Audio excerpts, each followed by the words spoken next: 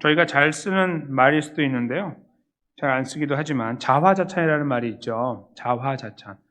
스스로 자자에다가 그림 화자에서 내가 그린 그림이라는 뜻이에요. 아니면 나의 사진 이런 뜻도 되고요. 자, 스스로 자의 찬은 찬양할 찬자에서 내가 그린 그림을 내가 찬양한다는 뜻이죠. 사람들이 찬양하는 거, 칭찬하는 게 아니고 내가 칭찬한다는 말이라서 참 우스꽝스러운 말이죠. 자화자찬이라는 말. 그래서 이렇게 저희가 누구를 놀리거나 환경을 비판할 때 쓰는 말이 자화자찬입니다. 나를 위해서 아주 진지하게 사용하는 분은 없을 거예요. 자화자찬은. 그렇죠? 그 자화자찬이라는 말이 일본에서 왔다는 그런 그 설이 하나 있고 중국에서 왔다는 설이 있는데 어떤 연구 결과에 따르면 이제 그 한국 사람이 아니고 이제 외국인이 썼는데요.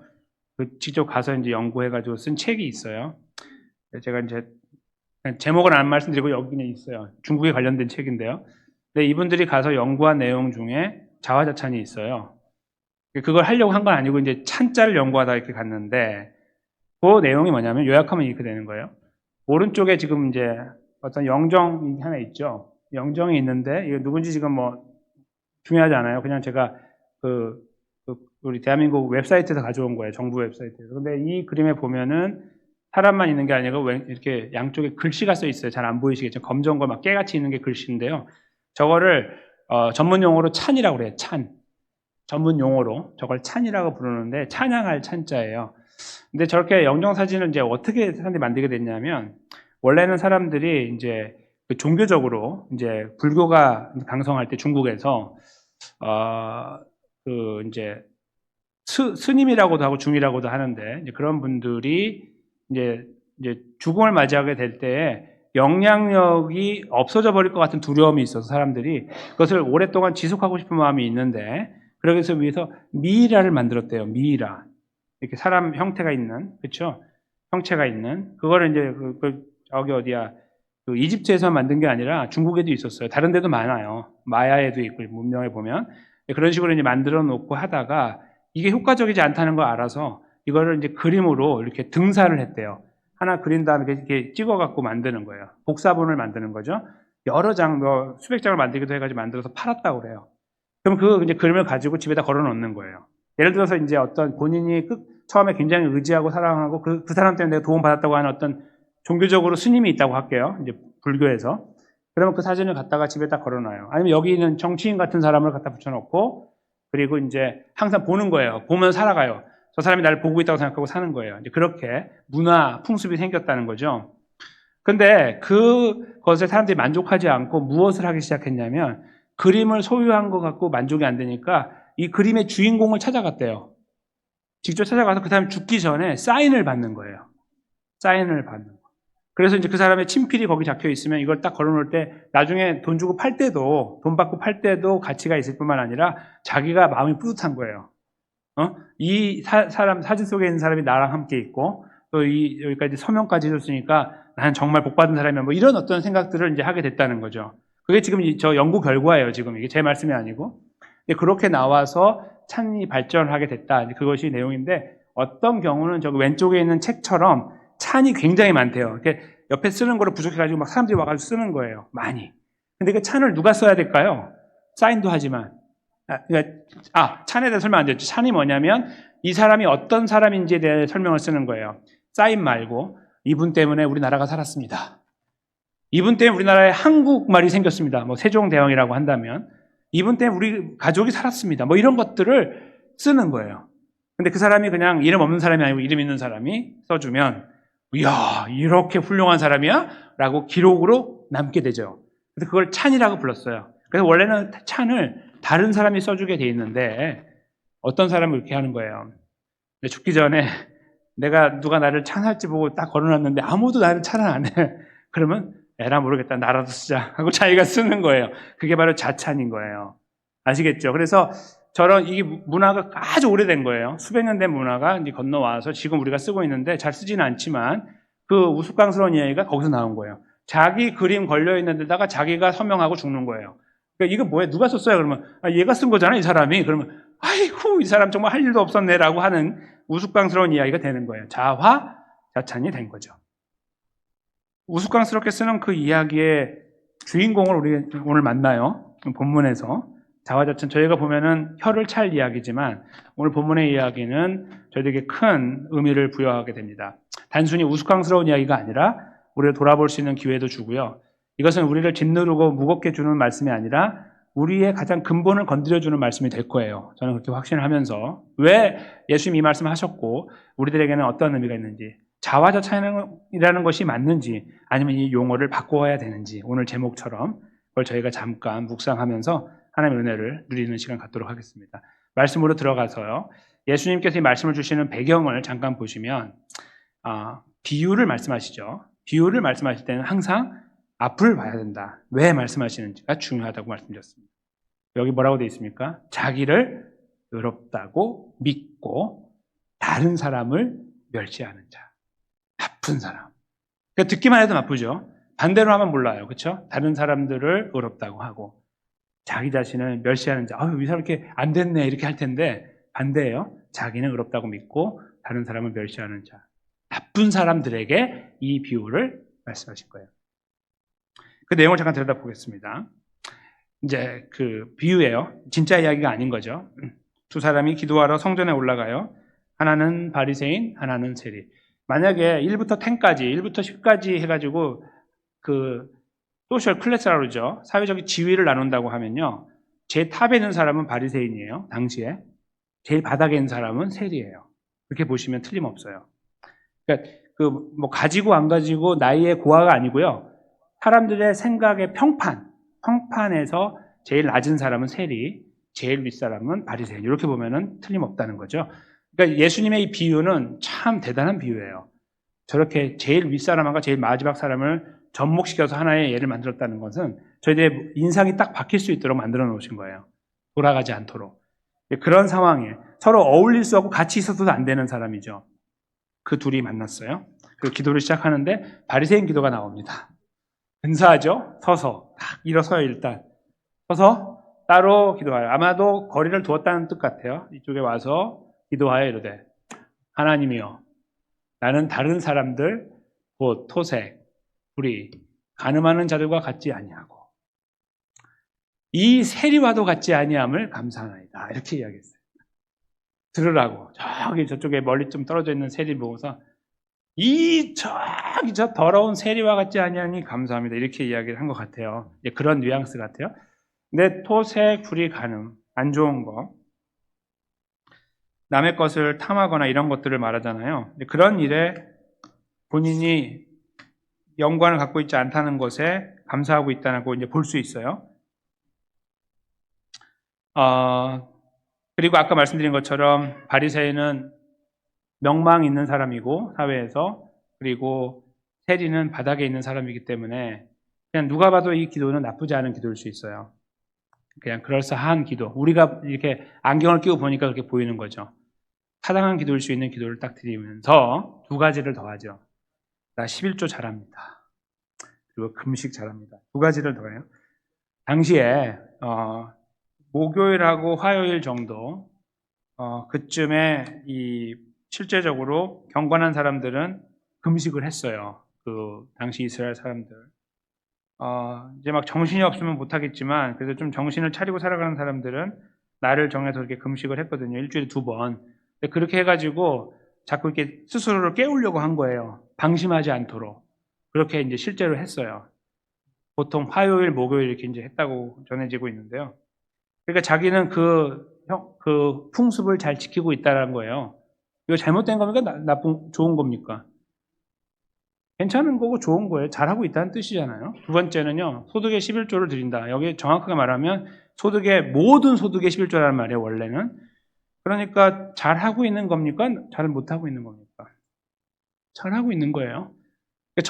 이 12절 말씀을 읽으면서 아유 나쁜 사람이네 이렇게 생각하는 건 성경을 잘 이해하지 못하는 거예요. 이 문맥을. 이 사람은 자기 편에서는 자기가 하고 있는 것을 표현하고 있는 거예요. 이렇게. 그래서 나는 일에 2번씩 금식하고 모든 소득의 10을 정확하게 계산해가지고 드리고 있습니다. 잘하는 거예요. 박수 받아야 되고 칭찬 받아야 되는 사람이다. 이렇게 생각할 수 있습니다. 한쪽이고요. 그랬더니 저기 구석에 이 사람이 여기 있었나 싶은 사람이 갑자기 등장하더니 13절에 세리가 등장하죠. 멀리 서서 감히 눈을 들어 하늘을 쳐다보지도 못하고, 이 사람은 일어났잖아요. 일어나서 기도하는데 이 사람은 앉아가지고 땅만 쳐다보면서 어떻게 해요? 가슴을 때리고 있어요. 이렇게 하면서 읊조리는 내용이 뭐냐면, 하나님이여 불쌍히 여기소서 나는 죄인으로소이다. 아주 간단해요. 근데 이 기도를 들을 때 생각을 해봐야 돼요. 테리는 착한 사람이다. 맞습니까? 아니요.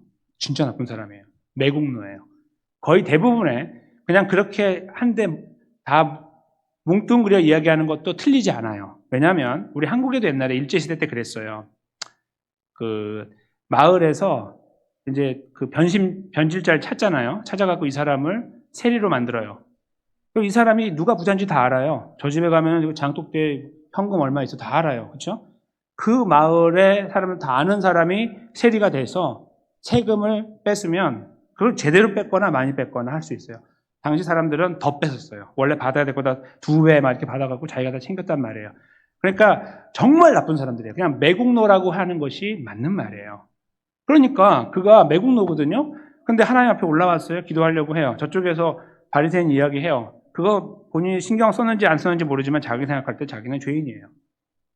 제가 지금도 우리 가족들을 위해서, 나의 영락을 위해서 저쪽에 가가지고 사람들 다 뜯어갖고 지금 받아갖고 내 거 챙기고 납부할 거 납부하고 있는, 그렇게 나는 떵떵 걸고 살아가고 있다라고 생각할 때 본인의 양심이 자기를 누른다고 볼 수 있는 거예요. 그리고 여기서 말하는 것은 이 사람이 정말 착한 사람이니까 저렇게 했어라고 생각하기 이전에 그 사람이 어떤 인간이었는지를 먼저 들여다봐야 돼요. 진짜 나쁜 사람이었어요. 그걸 저희가 먼저 감지를 해야 돼요. 그러니까 바리새인은 진짜 좋은 사람이고요. 어떤 의미에서. 그리고 하나님 앞에 바르게 하려고 발버둥 치는 사람이에요. 그리고 세리는 진짜 나쁜 사람.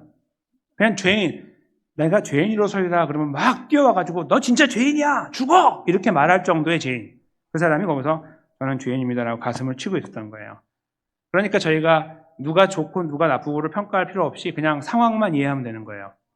세리가 그래도 와서 죄인이라고 말하고 있구나. 나쁜 세리.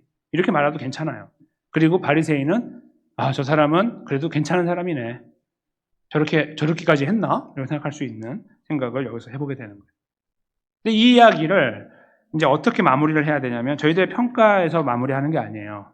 그래도 테리가 그래도 착하게 한 거 아니야? 이런 거. 아니면은 에이 그래도 바리새인 원래 나쁘잖아. 되게 교만하게 말하고 그런 걸로 우리가 평가할 수 있는데, 그걸 옆으로 딱 치워놓으면 돼요. 왜냐하면 예수님이 직접 평가를 하시거든요. 마지막 절에 내가 너희에게 이르노니 이에 저 바리새인이 아니고 이 사람 세리가 의롭다 하심을 받고 그의 집으로 갔다 하고 마침표를 딱 찍으시는 거예요. 여기까지가 비유가 끝난 거예요. 그러니까 비유 시작하기 전에 비유의 목적은 자기를 스스로 의롭다고 하고 사람들을 경멸하는 사람들을 대항해서 이 말씀하셨잖아요. 그렇죠? 그리고 그 쭉 내용이 나왔어요. 세리와 그 다음에 바리새인 이야기가 나온 다음에 그런데 끝날 때 보니까 내려갈 때 그 죄인이라고 했던 사람이 용서를 받고 내려가고 의롭다함을 받고, 그리고 자기 잘났다고 했던 사람은 의롭다 하심을 받지 못하고 내려갔다. 끝! 이렇게 되는 거예요. 그런 다음에 잠깐만 내가 한마디만 더 할게라고 하는 게 제일 마지막에 있는 거예요. 이거는 비유가 아니라 비유를 해석하는 거예요. 그 내용이 뭡니까? 무릇 자기를 높이는 자. 그러니까 이제 그러므로 이렇게 말할 수 있는 거예요. 그러므로 자기를 높이는 자는 낮아지고 자기를 낮추는 자는 높아지리라 하시니라. 그래서 아멘을 크게 하죠. 네, 이렇게 이제 끝났어요. 이게 이제 비유의 그 해석인데요. 이제 제가 이 비유로 잠깐 다시 가기 전에 잠깐만 생각할 것이 뭐냐면, 여러분과 제가 이 성경을 좀 진지하게 읽는 분이라면 예수님 말씀이 좀 이상하다고 생각을 하셔야 되는데, 그게 뭐냐면 자기를 높이면 낮아지고 자기를 낮추면 높아진다는 말은 다른 말로 바꾸면 뭐냐면, 얘들아 내가 너희를 높여지게 하는 방법 알려줄게, 이런 말이고요. 다른 말로 바꾸면. 그리고 그것은 이렇게 하면 돼 라고 말씀하시는 거예요. 예수님의 가르침이 정말 그게 맞을까요? 라고 생각을 해봐야 돼요. 예수님께서 지금까지 제자들을 향해서, 이 말씀이 다른 곳에 한 번 더 나오지만 주가 나오는 게 아니에요. 근데 그 문맥 안에서 이해를 해야 되는데요. 일단 내용이 뭐냐면, 예수님이 여기서 하고자 하는 말 저대로만 보면은 다 높아지기 원한다 너희들이. 근데 어떻게 하면 되는지 알려줄게. 스스로 높이지 마. 안 돼. 그냥 낮아져. 그럼 높아져. 이렇게 말씀하고 있는 거예요. 이게 그 자체가 맞아 보여요. 낮아지면 높아진다고. 근데 예수님이 정말 그렇게 말씀하신다면 예수님의 의도는 뭐냐면 다 높아지라는 뜻이에요. 근데 예수님의 걸음하고 달라요. 예수님은 계속해서 낮아지라고 이야기했어요. 희생하라고 말씀하셨어요. 자기 자신도 높은 자리에서 내려왔다고 말씀하셨어요. 한 번도 올라가지 않아요. 예수님이 가르치셨고 그렇게 살아오셨어요. 그러니까 여기 말씀이 자기 모순이라고 봐야 되는 거예요. 여러분께서 성경을 진지하게 읽으시면 예수님이 왜 이렇게 말씀해서 자기 모순에 빠졌지? 이렇게 생각을 하셔야 맞다는 거예요. 갑자기 왜 높은 일을 나로 인해 높아지라고 하시지? 라고 물어야 된다는 거예요. 그렇잖아요. 그 말이잖아요. 그러니까 여기 하고자 하는 말이에요. 말이 뭐예요? 다 높여라. 그럼 낮아질 테니까. 그런 말씀일까요? 반대죠. 그러니까 내가 늘 지금까지 낮아지라고 가르쳤으니까 다 높아져. 그런 말이에요? 다 높아져. 그럼 낮아질 테니까. 그러면 다 누구처럼 해야 돼요? 바리새인처럼 하란 말이잖아요. 말이 안 되는 거예요. 앞뒤가 안 맞아요. 그러니까 이걸 잘 생각해 봐야 돼요. 왜 이렇게 말씀하셨는가? 여기서 높아진다는 의미는 무엇이고 낮아진다는 의미가 무엇인가? 정말 신분적으로 올라가고 낮아지고 경제적으로 올라가고 낮아지는 걸 말하는 것일까? 아니면 다른 것일까라고 물어야 되는 거예요. 근데 답은 아주 분명합니다. 뭐냐면 이 비유가 무슨 이야기인가 하는 것을 보면 돼요. 거기에 유독 많이 반복되는 이야기가 의롭다라는 거예요. 의롭다 하심. 영어로 justification. 이걸 저희가 어려운 두 단어로 칭의라고 불러요. 많이 들어보셨죠? 우리 교회에서 많이 쓰는 칭의. 의롭다 하심이라는 거예요. 의롭다 하심을 받았다는 말 나오잖아요, 저기. 그리고 그 앞에 10절에 그 세리 스스로가 저 바리새인이 말하기를 11절이죠. 내가 의롭다고 말하잖아요. 그렇죠? 갖지 아니함을 감사. 여기서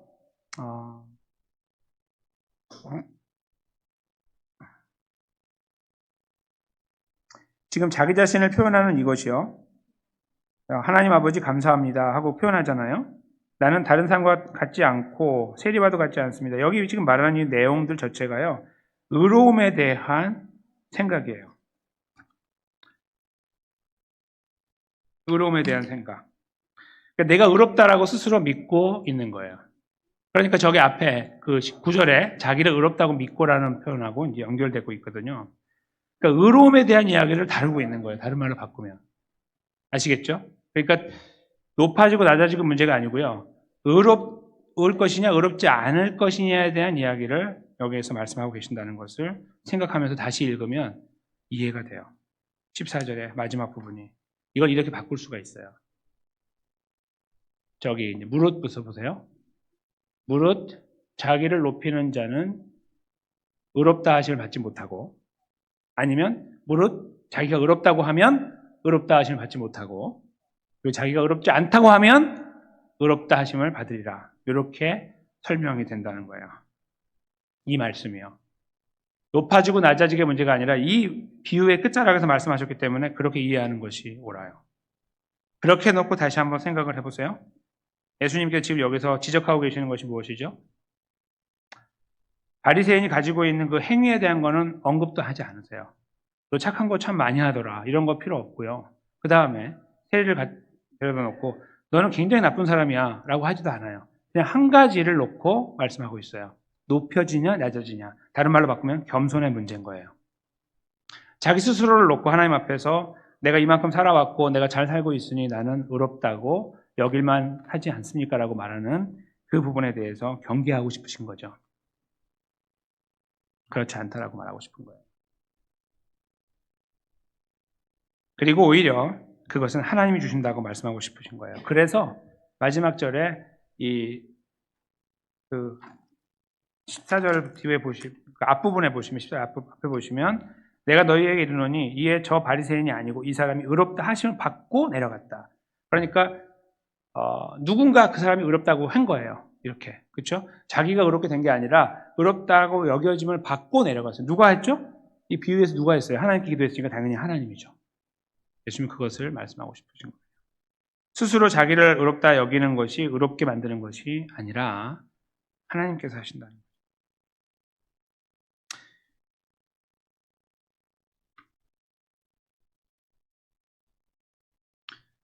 저희가 여기에서 그 바리새인을 보면서 바리새인이 이루었던 삶에 대해서 그래서 아유, 그 사람은 의롭다 하심 받지 못했대 라고 그냥 모든 걸 모아서 그 사람 자체가 잘못된 거라고 평가하는 것은 옳지 않습니다. 금식하는 거, 11조 헌금 드리는 거, 그리고 악한 거 따라가지 않는 것은 다 칭찬받아야 맞아요. 반대로 그 세금을 걷는 이 세리는 잘못된 일을 하고 있으므로 비난받는 것이 타당합니다. 그것을 저희가 함께 생각을 갖고 있어야 돼요. 이 이야기 끝자락에서 아유, 다 필요 없더라고. 다 필요 없어. 그런 거 아무것도 중요한 게 아니더라고. 이렇게 말하면 안 되고요. 그 자체에 대해서 생각을 해봐야 돼요. 어떻게 해요? 우리는 어떠한가? 그럼 먼저 돌아봐야 됩니다. 즉, 바리새인이 여기서 핀잔을 받게 된 이유는 그런 것들을 하기 때문이 아니고 본인이 그런 것들 위에 자기 자신을 세웠기 때문에 문제가 됐잖아요. 나는 그런 거 하기 때문에 괜찮은 사람입니다 라고 평가한 것을 하나님께서 없애버리셨잖아요. 예수님께서. 그러니까 그 평가를 하지 않는 것은 필요하지만 그 앞에 행위에 대해서 깊이 생각해야 되는 거예요. 그리스도인다운 삶에 대한 문제이죠. 그리고 저희는 아까 그 자화자찬 이야기처럼요. 저런 상황 속에 우리가 서게 되면 우리도 모르게 누군가 나를 알아주거나 아니면 내가 나를 알리거나 하고 싶은 마음이 생겨요. 누군가 나를 알아줘야 돼요. 이게 그냥 이대로 묻히면 안 돼. 이게 너무 좋은 일이고 아름다운 일인데 딱 주변에 보니까 없는 것 같아. 우리가 어떻게 하든지 드러내기 위한 방법을 자꾸 생각해가지고 탁 이렇게 할 수 있잖아요. 이런 거 하셨어요. 참 아름다운 일을 하셨으면 이 한마디가 되게 중요하다고 여기는. 저는 그런 평가들이 주변에 있으면 좋겠다고 생각은 들어요. 다 같이 하나씩 이렇게 우리가 누군가 보고 있어갖고 이렇게 평가해줘서 용기가 나고 다시 걸어갈 힘을 얻으면 참 좋겠지만 그런 표현도 쓰잖아요. 여기서 받으면 하나님 나라에 없다라고. 그렇죠? 근데 저희들의 마음은 그 두 번째는 중요한 게 아니라 여기서 뭔가 결단이 돼야 돼. 결정이 돼야 된다고 생각할 때가 많아요. 자화자찬이 그냥 나온 말이 아니라는 거예요. 인류가 가지고 있는 마음이에요. 똑같이 우리 모두가. 뭔가 정확한 평가를 받는 것에 서고 싶어해요. 바리새인의 모양에서 우리는 그 부분도 함께 읽어야 되는 거예요. 근데 있잖아요. 반대로 바꿨을 때 큰일 납니다. 그렇죠? 세리 케이스가 우리 안에 왔어요. 우리가 세리처럼 살고 있어요. 근데 누군가 우리를 드러내요. 이리 와보세요. 사진 갖고 와보세요. 내가 써줄게. 이 사람은 얼마나 나쁜 사람이 쫙 쓴다고 하는 거 우리 용납할 수 있습니까? 없습니까? 당신이 뭔데 그래? 당신이 검사야? 우리는 이렇게 대들게 되죠. 그러니까 이 이야기 안에 우리 참 두 가지가 다 같이 들어있는 거예요. 세리를 봐도 우리가 보이고 바리새인을 봐도 우리가 보이는 거죠. 근데 예수님께서 이 두 가지를 다 하나 모아놓고서 이렇게 말씀하시는 거예요. 어떠한 형편에 어떠한 모양으로 우리가 살아가건 우리에게는 하나님의 은혜가 필요하다. 무엇을 위해서요? 우리가 그 앞에서 구원받기 위해서 또는 의롭게 하심을 얻기 위해서 칭의를 받기 위해서 이렇게 말씀하고 계십니다. 그러니까 저희들이 생각해요. 자화자찬이라는 생각을 할 수는 있으나 이렇게 물어볼 수 있을 필요가 있겠죠. 당신의 치부가 드러나도 그걸 떳떳하게 내놓을 수 있습니까? 라는 질문이 일 거예요. 당신을 이렇게 내세우고 싶어요? 네. 그러면 이리 와보세요. 한번 내가 당신의 치부도 드러내 볼게요. 이렇게 말한다고 하면 어떻게 할 겁니까? 라고 하는 질문을 해볼 필요가 있다는 거예요. 저를 포함하여 우리는 아무도 그걸 원하지 않아요. 법적인 절차에 의해서 우리가 범죄자가 돼가지고 드러날 때 할 수 없이 다 드러나겠죠. 그러나 고개도 들지 못하잖아요. 범죄자들 보면 다 이게 가리잖아요. 자기가 하지 말라 그래도 다 가리잖아요. 예전에 이렇게 TV에 보면 요즘에도 그러지만 이렇게 범죄자들 막 사진 찍으면 다 이러고 있어요. 플래시 라이트이 밝아서 그럴 수도 있지만 대부분 자기에 대한 죄에 대한 무거움과 수치심 때문에 그럴 거라고요. 그렇죠? 그래서 우리는 그런 부분들을 스스로 알고 있고 원하지 않아요. 그리고 뭔가 우리 머리의 판단에 의해서 좋아 보이는 것들은 드러내고 싶어 하는 거죠.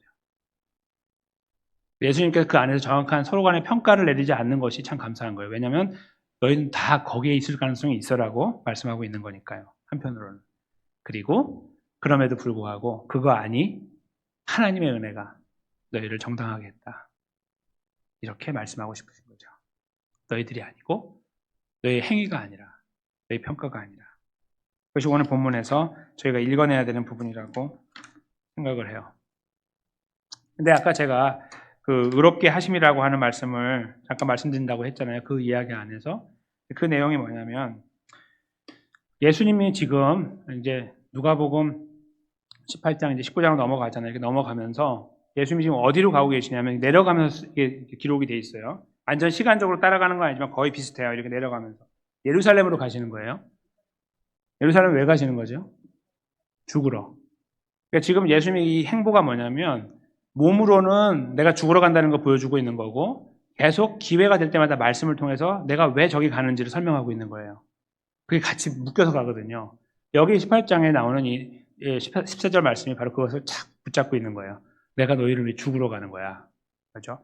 다른 말로 바꾸면 저렇게 해가지고 되는 게 아니고 저렇게 해가지고 뭐 너 드러내고 이렇게 해가지고 정당하다는 거 아무것도 아니고 내가 너를 위해 죽으러 가. 그래서 정당하게 되는 거야. 의롭게 되는 거야 라고 예수님께서 이 걸어가시는 걸음과 이 말씀을 접목해서 말씀을 주고 계시는 거예요. 저희는 그것을 한꺼번에 통합해서 이해해야 되는 거예요. 이 말씀만이 아니라. 마음이 막 점여오죠. 예수님의 그 생각을 해보세요. 아무것도 알아듣지 못하는 그들을 향해서 여전히 말씀을 하셔야 되는 예수님을 생각해 보세요. 아무리 말해도 무슨 말인지 못 알아듣는 그들을 향해 계속 말씀하시면서 이 길을 갖고 계신 예수님. 훗날 저희가 돌아보니까 이것이 얼마나 힘들었을까라고 생각해 보게 되는 바로 그 걸음에 예수님이 서 계신 거예요. 나밖에 없어. 정당하게 되려면, 의롭게 되려면. 다른 말로 바꾸면 구원 얻으려면. 이런 말씀이죠.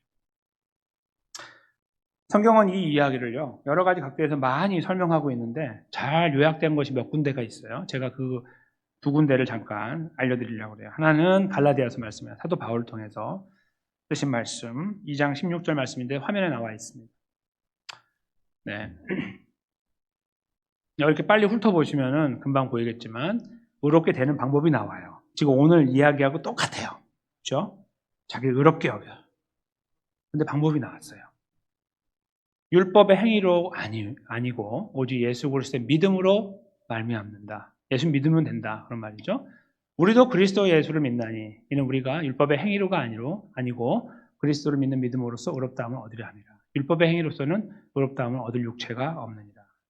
아멘. 즉 여기서 말하는 그 골자가 뭐냐면 율법의 행위예요. 잘 보세요. 첫 줄에 율법의 행위, 네 번째 줄에 율법의 행위, 맨 마지막 줄에 바로 아래 줄에 율법의 행위. 율법이 아니고요. 율법을 지키는 것을 말하는 거예요.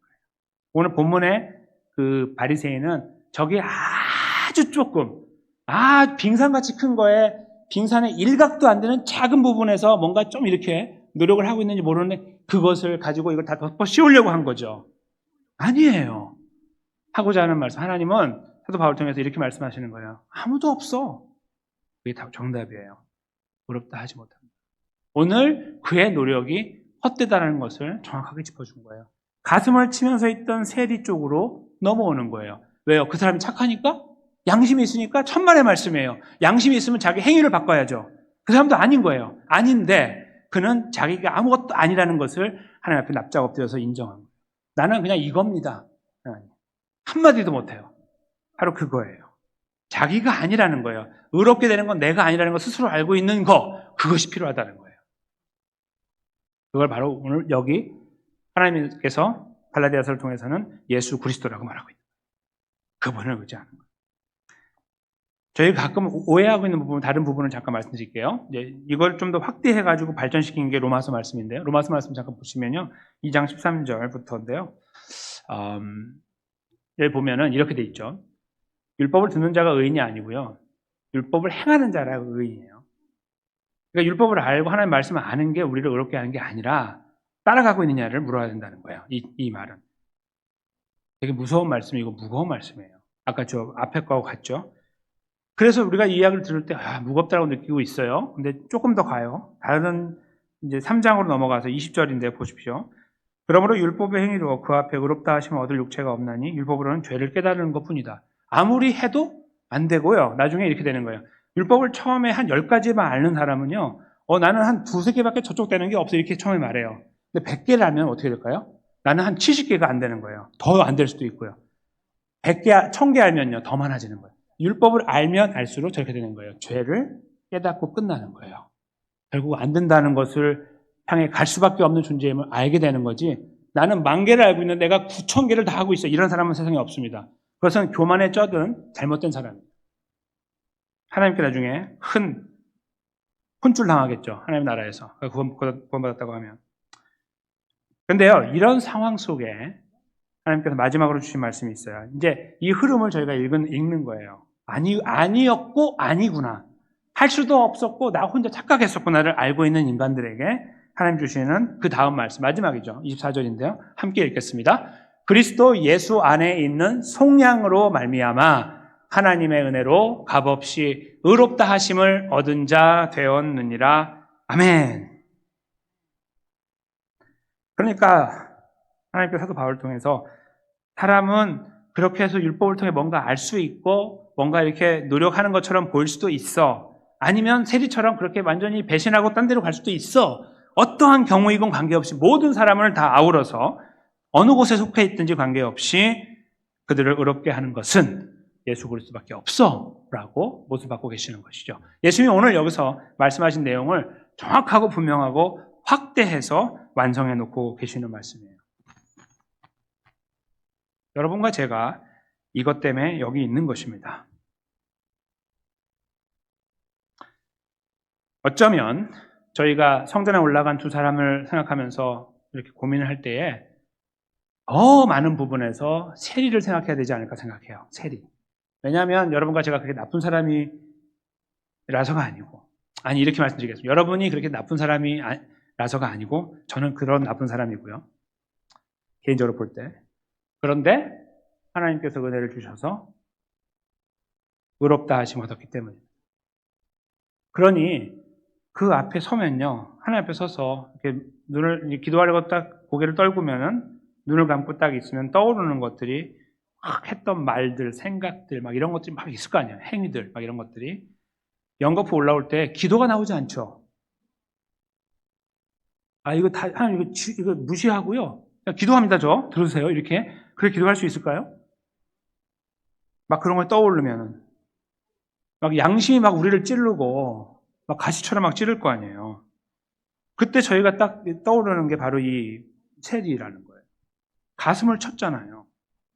한마디도 제대로 하지 못하고 읊조리듯이 나는 죄인으로서이다, 불쌍해서 이렇게 말하고 있는 그 모습이 어쩌면 우리들에게 더 많이 필요한 것은 아닐까라고 조심스럽게 생각해 봅니다. 오히려 바리새인처럼 이야기를 할 거면 이렇게 이야기를 해야 되겠죠. 하나님 감사합니다. 그렇죠? 하나님 감사합니다.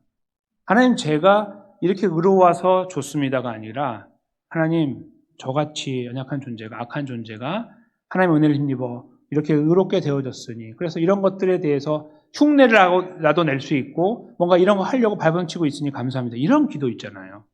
오히려 그렇게 기도가 바뀌는 쪽으로 가지 않아야 될까 하는 생각을 해보는 거예요. 그래서요, 오늘 제목이 나온 거예요. 아까 서두에 말씀드린 것 자화자찬이라는 것은 자기의 그림을 놓고 아니면 자기가 만들어놓은 작품을 놓고 자기가 진짜 잘했다라고 말하는 자화자찬이라고 말씀드렸는데 제가 한자를 바꿨습니다. 타화자찬으로. 타는 다른 사람을 말하잖아요. 타인할 때 타.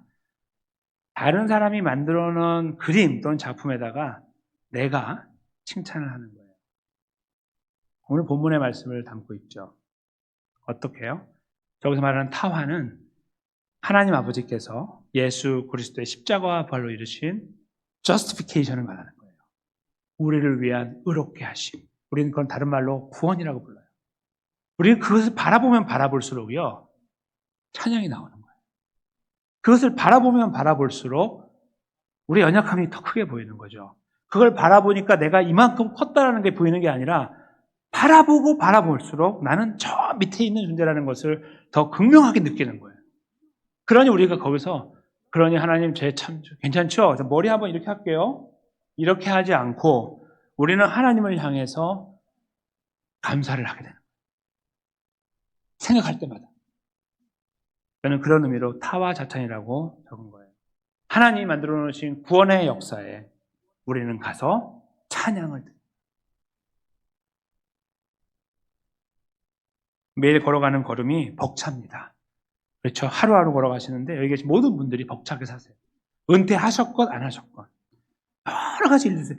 은퇴하시기 전에는 이제 은퇴만 하면 괜찮을 줄 알았는데 은퇴하시고 나니까 또 많은 것들이 있으시잖아요. 거기다 건강의 이슈도 따라오시잖아요. 이제 좀 연로에 나가시면 더 그렇고요. 또 그렇다고 비교적 젊다고 하는 분들은 또 어떻습니까? 그 안에서 그냥 일과 자체가 너무 바쁘게 돌아가요. 힘들어요. 쉴 틈도 없이 돌아가는 시간 속에 살아요. 내가 그리스도인이라고 하는 존재 자체도 때로는 부담스러울 때가 많아요. 나를 막 붙잡고 가는 것처럼 보이고 막 나를 더 이렇게 무겁게 만드는 것처럼 보이기도 할 수 있잖아요. 그것이 우리 그리스도인의 삶이에요. 참 고달파요. 생각하면. 그 삶을 그냥 걸어가면서 오늘 말씀이 우리에게 어떠한 의미를 줄 것이고 힘이 될 것인가라는 생각을 해봐야 돼요. 저는 분명히 서두에서 이것은 무겁다라고 말씀드렸어요. 우리에게 무겁게 다가올 것이다. 그것은 우리가 감당하지 못하기 때문에 무거운 그런 문제가 아니고요. 이 자체가 갖고 있는 그 무게 때문에 무겁다는 것을 말씀드리는 거예요. 즉, 우리를 품으시는 하나님의 사랑이 무겁다는 거예요. 가볍지 않아요.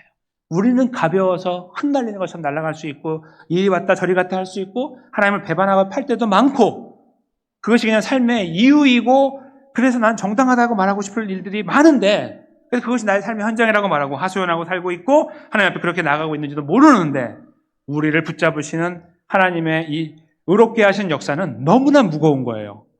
아주 무거운 거, 절대 요동하지 않는 것이 딱 버티고 있어요. 그걸 우리가 말씀하시는 거예요. 내가 너를 사랑한다. 너 일로 와봐. 너 세리같이 살았지. 너 바리새인처럼 했지. 이런 거 묻지 않고요. 말씀을 하기를 의롭게 함을 받았다라고 말씀하시는 예수의 말씀이 우리에게 다가온다는 말이에요. 우리 연약함을 채울하신 예수님께서 우리를 불쌍히 여겨주시는 거예요. 따져들지 않아요. 그냥 혼자 마음 아파하실 뿐이에요. 그리고 우리에게 계속 말씀하세요. 귀가 따갑도록 내가 너를 사랑한다. 세상이 너를 버리는 것 같아도 내가 너를 사랑한다. 주변에 도움이 없어 보이고 모든 것이 막힌 것처럼 보여도 내가 너를 사랑한다. 너는 내 것이다. 이 음성으로 우리에게 다가오시는 그런 말씀이 바로 이 말씀이 되기 원합니다. 말씀을 다시 생각할 때마다 나는 의로운가 안 의로운가 이런 문제가 아니고 나 같은 자를 의롭게 칭해 주시고 하나님 백성의 자리에 세워주신 그 은혜가 그 은혜만이 떠올랐으면 좋겠죠. 저 사람보다 내가 더 낫나? 내가 더 못하나가 아니라 하나님 앞에서 우리 베푸신 은혜만이 떠오르는 그것이 우리를 지배하려고 할 때 여러분과 제가 맡겨드리지 못할 것이 있을까요? 그 아버지 하나님 앞에 우리가 뭔가 자로 재야 될까요? 계산해서 좀 좋아 보이는 것으로 다가가야 될까요? 하나님 앞에? 그렇지 않죠. 다 알고 계신 그 하나님 아버지 앞에 그냥 나가는 거예요. 네가 잘못했잖아 라고 하셔도 나가는 거예요. 예수님 이름 힘입어서. 그때 우리가 이 세상을 버틸 수 있는 힘이 생기지 않을까요?